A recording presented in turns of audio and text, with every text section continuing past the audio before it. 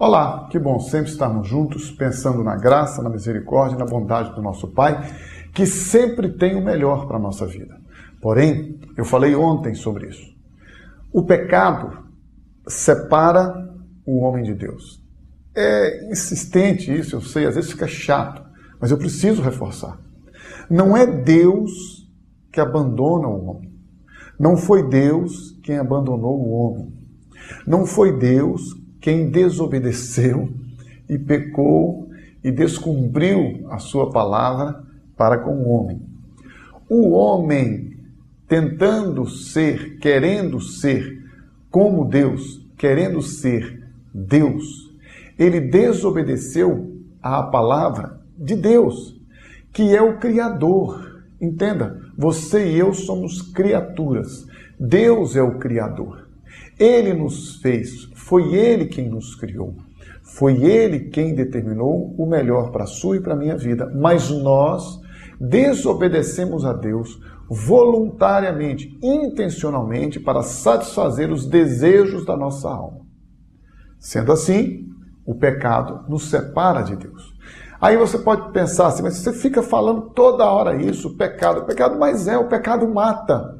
O salário do pecado, diz a Bíblia, é a morte. O pecado mata, separa o homem de Deus, traz morte espiritual, trouxe e estabeleceu a morte física para este corpo que foi criado por Deus não para morrer, mas para estar aqui cuidando de algo que Deus havia preparado, segundo ele, que era muito bom. A Bíblia não nos cita na história da criação que o homem foi criado para morrer. Nos cita que o homem foi criado para dominar, para procriar, para ter relacionamento com Deus. O pecado trouxe não só a morte espiritual, a separação do homem para com Deus, como trouxe a morte física, como trouxe a dor.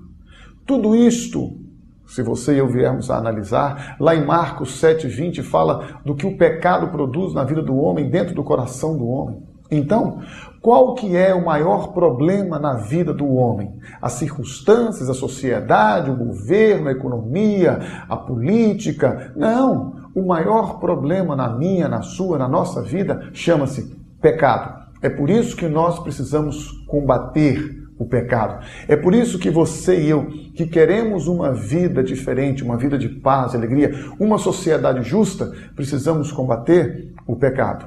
E foi para isto que Cristo se manifestou, para destruir as obras do diabo, para destruir o pecado.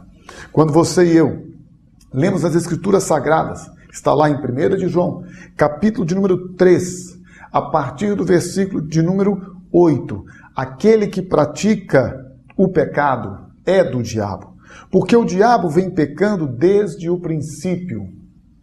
Para isso, o Filho de Deus se manifestou, para destruir as obras do diabo. Eu não posso me calar diante desta verdade.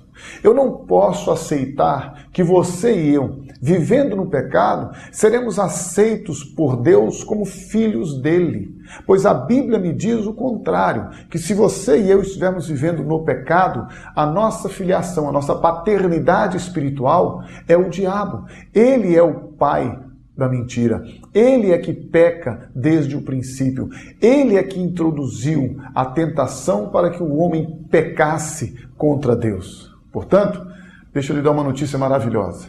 Jesus Cristo veio a este mundo para destruir o pecado na sua e na minha vida. Ele veio a este mundo para arrancar de dentro de nós, de uma vez por todas, o pecado que nos escraviza, que nos domina, que nos leva a todo tipo de injustiça, de corrupção, de infidelidade, de traição.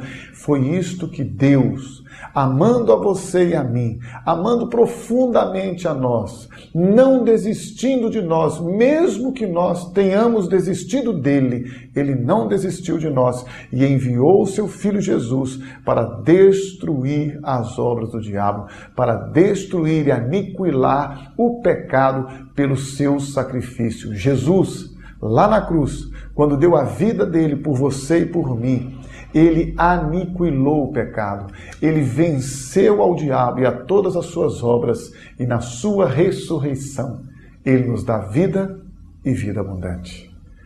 Este é o Evangelho, estas são as boas novas. Jesus Cristo veio a este mundo não para condenar, mas para salvar. Jesus Cristo veio a este mundo para dar a você e a mim vida e vida abundante. Ele nos liberta do pecado, nos dá uma vida nova e a partir desta vida nova, você e eu nos tornamos mais do que vencedores.